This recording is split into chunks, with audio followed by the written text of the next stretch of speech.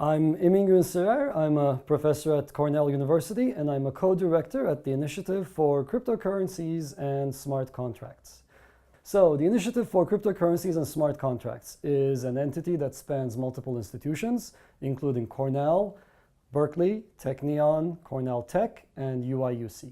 The thing that led to the creation of the IC3 is this enormous creation known as Bitcoin that then begat hundreds of new cryptocurrencies that do amazing things that we did not know how to do before. So key behind this episode was this innovation called Nakamoto Consensus. That is, getting a whole lot of disparate nodes across the globe to agree on something. This might seem like an easy thing to do. And in fact, it seems like, well, we're familiar with how we get humans to agree. Why would that be difficult at all for computers? It turns out that this is actually quite a non-trivial problem. And it's actually very difficult to get both humans and computers to actually agree to anything at all. So the key challenge here, the key challenges here are threefold. One is making sure that decisions having been made are not reverted. This is a pretty crucial aspect of any agreement protocol. Two is making sure that the system keeps on making progress. And the third one is making sure that the whole system is scalable and secure. So one of the amazing things that Satoshi Nakamoto did, which is what brought us all together, is this ability, this new consensus protocol that allows anybody to join the system. And despite the fact that this is an open membership system, it ensures that the decisions made are consistent, coherent, and are not reverted. The mission of IC3 is to explore the science and engineering behind blockchains. This new emerging area that has seen a lot of interest in recent years has given rise to about $100 billion of value, about $1.5 billion of investment even as we speak, with potentially much more to come by the time that people are actually watching this video.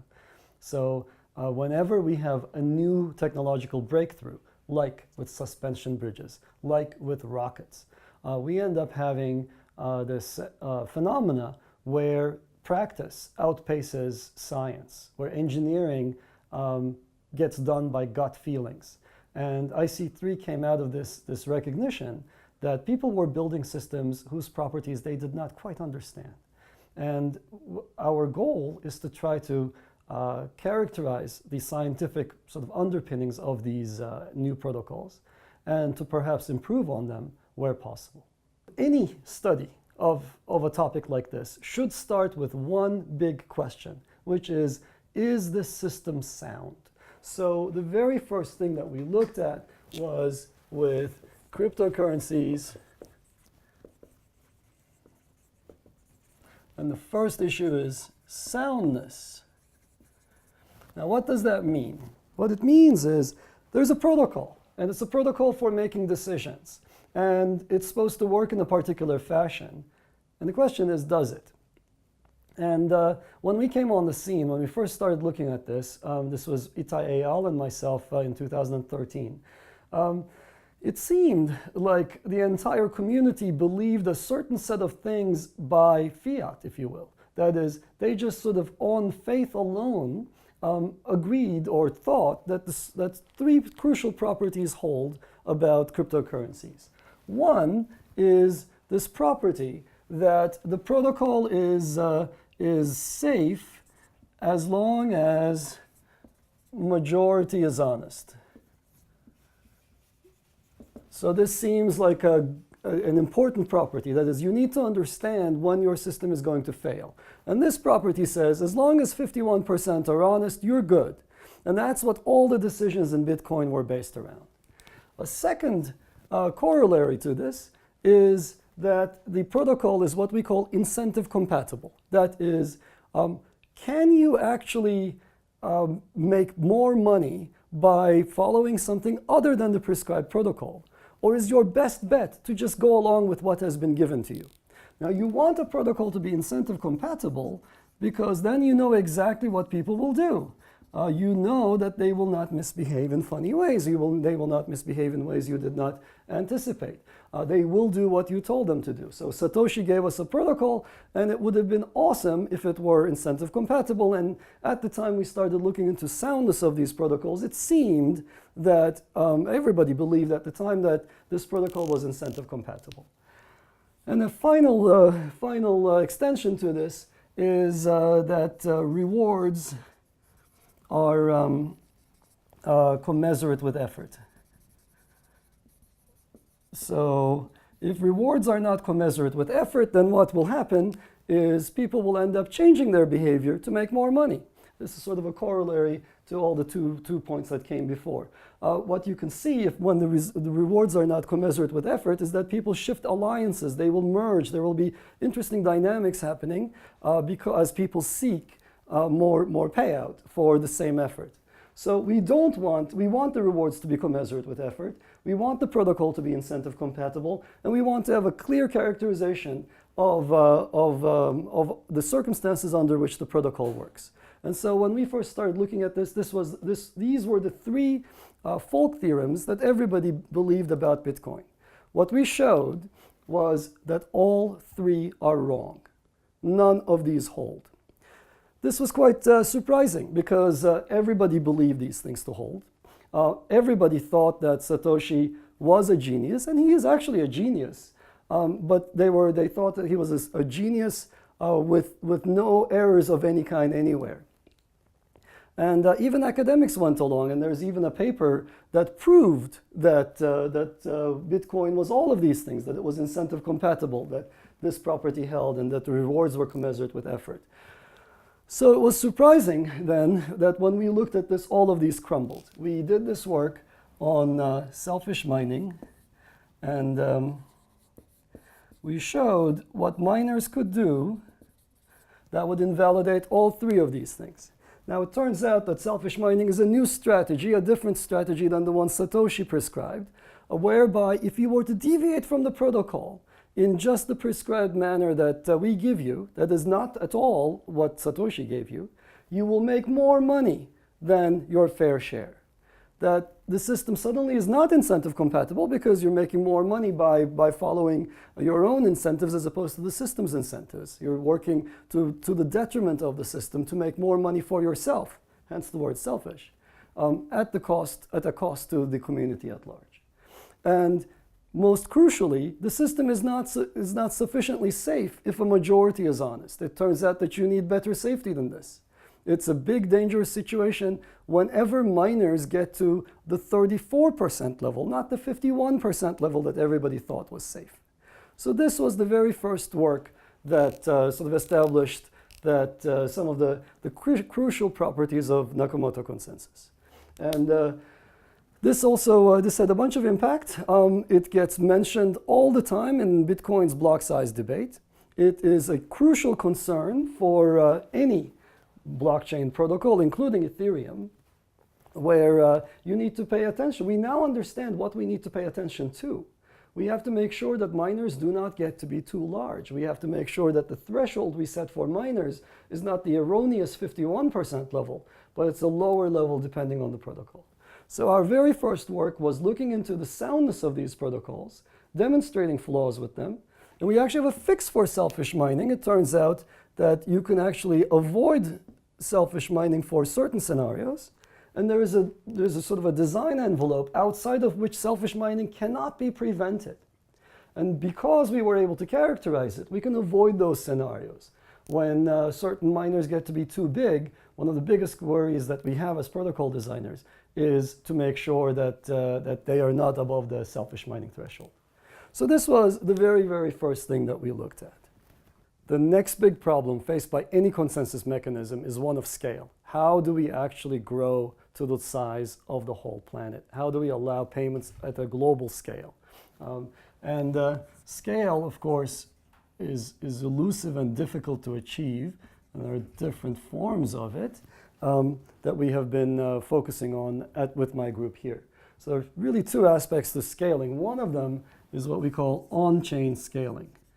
And So this relates to what you can do at the sort of the very foundational level of your consensus protocol at the blockchain level. And the second aspect of it is off-chain scaling. So a big question with any consensus protocol is how do you make it scale? And the challenge here is somehow being able to facilitate transactions between the entire globe at large. And that is not an easy task. You can see that, that a protocol of the kind that people are building on, like Bitcoin, Ethereum, and so forth, has certain inherent limitations. And we broadly have been looking at the question of how do we get around these limitations? How do we expand them? So one way of expanding is by pushing the chain to its limits. And one of the most crucial things that we worked on is a system called Bitcoin Next Generation, or Bitcoin NG. And despite the name, this is an approach that is applicable to any coin, not just Bitcoin. And the core insight here is to sort of split apart the consensus protocol into two phases as opposed to the way it naturally works. The way it naturally works, the way Satoshi wrote these protocols, is that there is this notion of block discovery, where somebody says, this is what happened. This is the next page in your distributed ledger. And there's a flurry of activity as people clamor to get that next page so they can build on it. And the slower that process is, the more contentious that clamoring is, then you have a problem, because people might disagree on the last couple of pages of your distributed ledger. What we did in this work is notice that by restructuring that process, we can make people, we can make the contentious period very, very small. Instead of sending an entire full page across the globe to try to get everybody on the same page as quickly as possible, we do it in phases. Somebody says, look, I've established a new page. Here is its name. And then the contents trickle out later on. And that actually makes it a lot easier to avoid the sort of the bad cases where people disagree on the last couple pages. So that's this one effort. The second thing, of course, is a scientific characterization of the sort of the limits of on-chain scaling, which is the real question here is, how far can you push the existing protocols? So we did an exciting series of measurements for both Bitcoin and Ethereum, looking at what their natural networks allowed at their best. So if one were to push Ethereum to its limits, what would be able to get through the system? So this requires doing a lot of things. It requires measuring the world at large. Then for all of the nodes in the world at large, we create a replica in the basement of this very building. So now we have a miniature world that is under our control. And we can play with things like what would happen as network connectivity gets better faster. How does the protocol scale itself as technological improvements roll in? And what's the comparative? What's the comparison between Bitcoin and Ethereum? So these are the kinds of scientific questions that we can answer armed with the measurements that we have.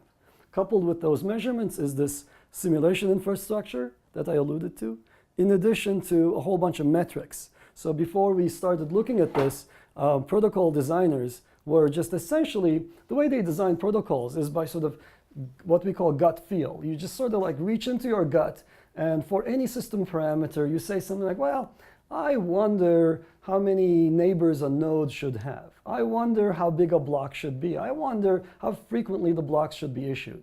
And if you're doing this wrong, the way you do this is by gut feel. You come up with numbers. Almost all of Silicon Valley designed distributed systems work this way. People just mostly make up numbers. And it's a terrible state of affairs. The only thing that saves us from entire societal collapse is the fact that these parameters are typically not all that important. It's okay to have, 64 neighbors or 128 neighbors or 96 neighbors, whatever it is. As long as it's a number in that range, it's probably okay. It's not that sensitive a parameter. So therefore, it's not that important. And if your gut tells you the wrong thing and you pick something that's slightly off, it's okay. But it turns out that some of these parameters actually matter. The block size matters. The block frequency matters. And there are a bunch of others that matter to a slightly lower degree. So what we've been doing is we've been advocating this approach to the selection of parameters of this kind, where we argue that these parameters must be based on a scientific process, that you can't just make them up. You need to have metrics, and you need to enunciate what it is that you want, the goals of your system. You need to enunciate the minimum viable platform on which you want to work, that you want to support. And based on those constraints, then you can derive a range of parameters that actually make sense for you. And if you're not doing this, then you're doing something, but it's not science. I mean, it might still work out, but you're lucky when it works out, and I don't know how you feel, how you sleep at night. I personally want to sleep well at night, and the way I do that is by basing everything on sound scientific principles. So to that end, we've been working on metrics for characterizing consensus protocols. So what are some metrics? Well, how fair is a consensus protocol? How long does it take to converge? How long does it take to prune unwanted pieces? How fast is it? What is its throughput? So these are the kinds of metrics that we care crucially about. And without characterizing them and without going through the process I mentioned, I think what we have is voodoo. It's not protocol design. It's some kind of cargo called science, where you strap coconut shells on your head, you play Satoshi, and you hope for the best. And so, if anything, my entire existence and the entire existence of the IC3 effort is to avoid that, is to put everything on a sound scientific basis. So to that end, we've been building this miniature world that I mentioned, which is a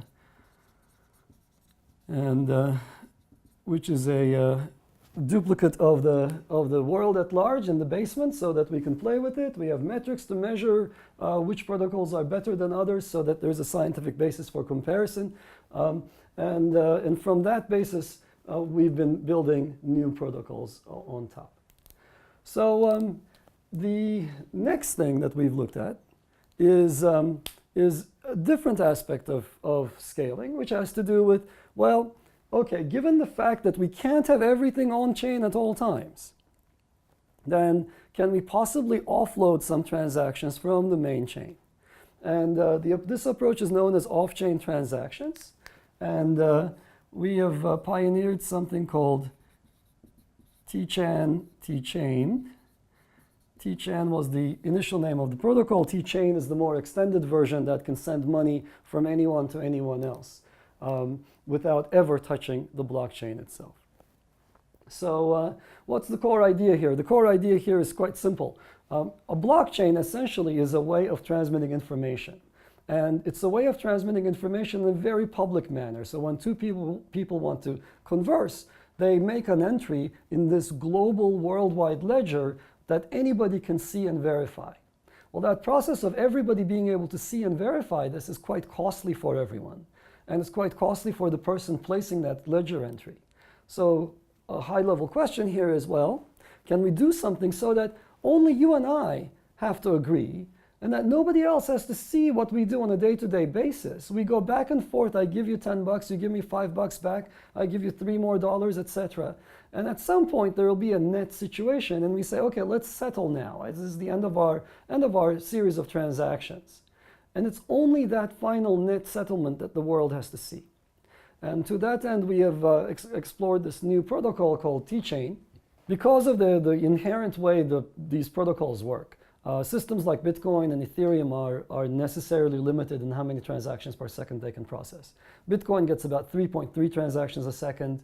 Ethereum gets about 15 transactions a second. That's about it.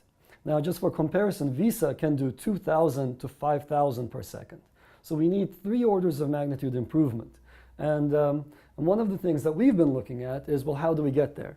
And one essential way of getting there is to take these transactions off the chain, off the record, to do them in private. And therefore, you can suddenly unleash multiple orders of magnitude. The T-chain work that we've been doing here achieves hundreds of thousands of transactions per second per pair of communicating end nodes. So if you imagine that the world has many pairs of people who might want to communicate, well, you end up multiplying 100,000 transactions per second by the number of people pairs that you have. And that's the upper limit of the scale of our protocols now. That is an amazing improvement compared to what used to be. The key enabling infrastructure for this is some hardware. The difficulty with these protocols is that, the off-chain protocols, is that the participants are not being held to any standard. That is, they can misbehave arbitrarily, they can cheat each other, and the protocols end up becoming quite complex because I can at any time have to deal with you misbehaving as my counterparty. You can say, well, look, I'm not going to settle on the network according to today's final net. I'm going to use yesterday's net where you hadn't done the payment to me yet, where you had more money on your side of the equation, and I hadn't shipped any goods to you. But now, I've shipped you goods, but you used yesterday's net to settle. You cheat me out of the payment that you sent me. So that's the scenario we want to avoid. And the existing protocols for avoiding this get very complicated because of the need to deal with these kinds of attacks, where one side is trying to cheat the other by using a stale accounting entry, in essence.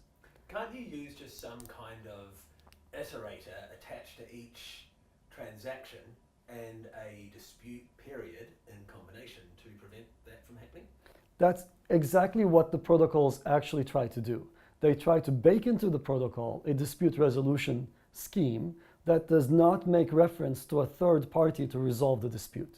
What you have to avoid in these scenarios is an escrow agent. Sure, if I were to bring in an escrow agent, I could solve any problem, but suddenly I've turned my trustless currency into a trusted currency in the hands of an escrow agent. And I don't want to be bound to an escrow agent. I don't know who those people are, what they work for, and I certainly don't want to be in the business of having to pay them. So what I would much rather have is a trustless way of doing this. And the existing protocols before we came along actually achieved some notion of a dispute resolution period that gives us this property that if you try to cheat me, I get to cheat you back. And there are some complicated sort of scenarios that trickle down from there, whereby I can burn the cash or else I can send the cash to myself when you try to cheat me. And these are all fine, except they have a whole bunch of negative externalities associated with them. For one, they're very complicated. So the protocols that are supposed to be a simple money send routines suddenly become complicated back and forths. I send you something, you sign it, I get it back, I send you something else, and we establish a new state through a protocol as opposed to just a simple transmission of information. Further, not only do I have to do this pay the extra cost, but I also have to make sure that I watch the blockchain and I watch your activities at all times so that you don't try to cheat me, or if you try to cheat me, I notice it. So with the T-chain approach, what ends up happening is we end up building on some secure hardware that is becoming ubiquitous. So even as we speak, the latest generation of chips that are rolling off of foundries have additional features that we did not used to have until about last December, until quite recently. So these new features allow the chip to run code in an unmolested manner, in a secure manner, where the chip can say, look, I will guarantee you that this code is running as you designed it.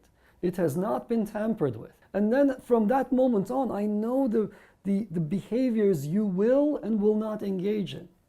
This is a crucial step in building secure systems. Without this step, all of computer security comes down to layers upon layers of nodes, of systems that check upon each other. I don't know what at any time you can do, so I have to check. And if you do something bad, then I have to react. And my checker has to be checked somehow, and it's turtles all the way down. And it's not a very good way of building secure systems. With secure hardware, we have what we call a hardware root of trust. If you trust the hardware, and the hardware is telling you that you run a particular code, then you understand exactly what the other fellow is going to do.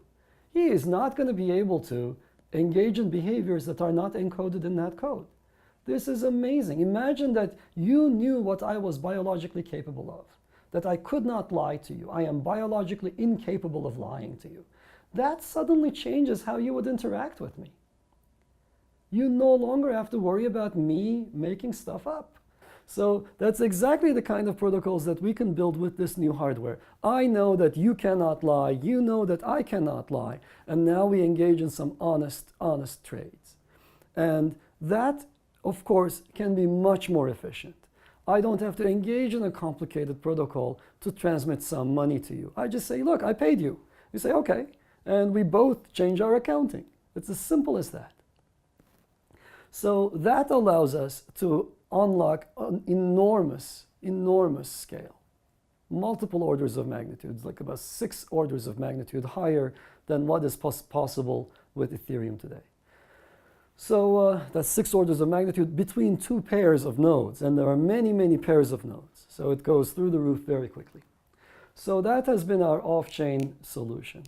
So with these, I am confident that we can take blockchains to a level where they can compete with Visas of the world and further beyond Visa. If you think about Visa, it's really just about a bunch of human processes. Human processes are slow, they're wet, they're sloppy. And it's much more exciting when we think about the future when machines are interacting with each other.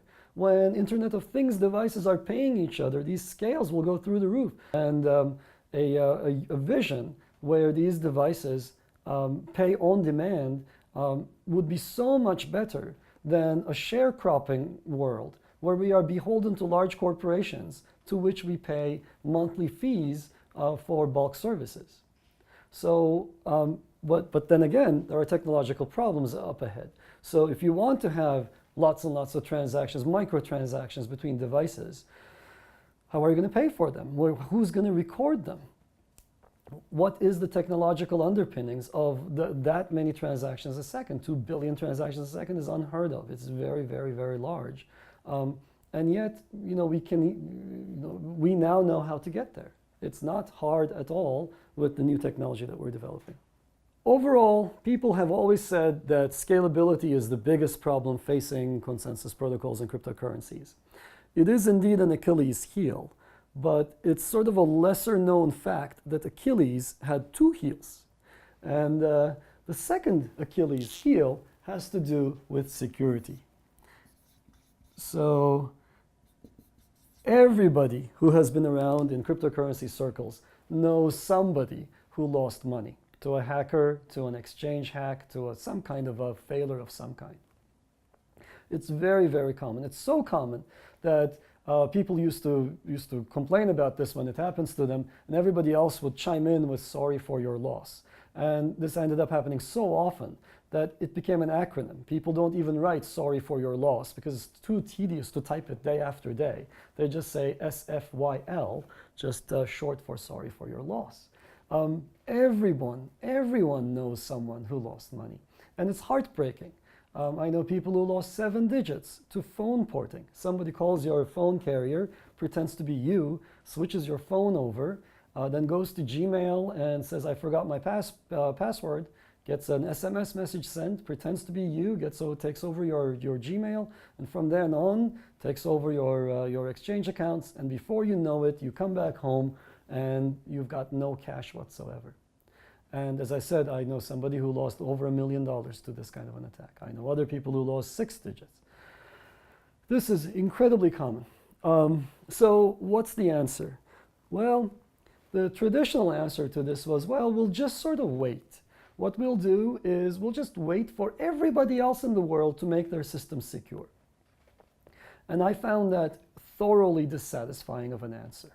So cryptocurrencies build on a lot of other software. You necessarily depend on your phone if you keep any coins on your phone. You necessarily depend on your desktop if that's where your coins are, or if you ever use that desktop to send some coins. You necessarily depend on the exchange code, or the exchange itself, of course, depends on a large number of machines that have to support that exchange. And so if you think about that infrastructure, it's the operating system, the web stack, the application stack. It's many millions of lines of code that go into keeping your coins secure. Now that these coins are such high value assets, that code that we have is clearly not up to the task. So Bitcoin and Ethereum and other cryptocurrencies have become bounties, if you will, They're there for the taking for any attacker who knows of any opening whatsoever.